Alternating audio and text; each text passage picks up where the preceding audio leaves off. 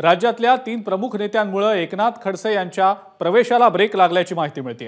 राज्यात कार्यक्रम घेऊन एकनाथ खडसेंना सोबत घ्या असं केंद्राकडून सांगण्यात आलं। मात्र राज्यातल्या 3 वरिष्ठ नेते हे याबाबत उदासीन असल्याची माहिती मिळते।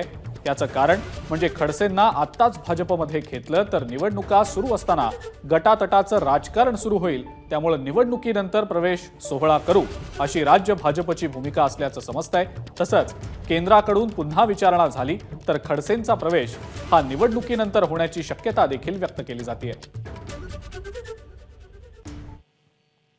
दरम्यान खडसेंच्या पक्षप्रवेशासंदर्भात केंद्रात निर्णय होणार असून कुणीही आडकाठी करत नसल्याचं प्रदेशाध्यक्ष चंद्रशेखर बावनकुळे यांनी स्पष्ट केलेलं आहे। कुणी आडकाठी केली नाही आहे। केंद्राने जर निर्णय केला आहे त्यामध्ये राज्य काही आडकाठी करत नाही।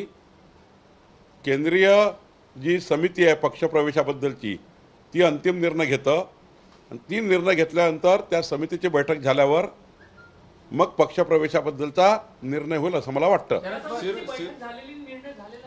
नाही, मला वाटतं की केंद्रीय जी समिती आहे पक्षप्रवेशाबद्दलची ती समिती अंतिम निर्णय करतं। राज्याच्या समितीला फार काही त्या ठिकाणी एकनाथराव खडसेबद्दलचं खूप काही त्यामुळे किंतु परंतु नाही, केंद्रीय समिती निर्णय करेल। मी एवढा मोठा माणूस नाही आहे।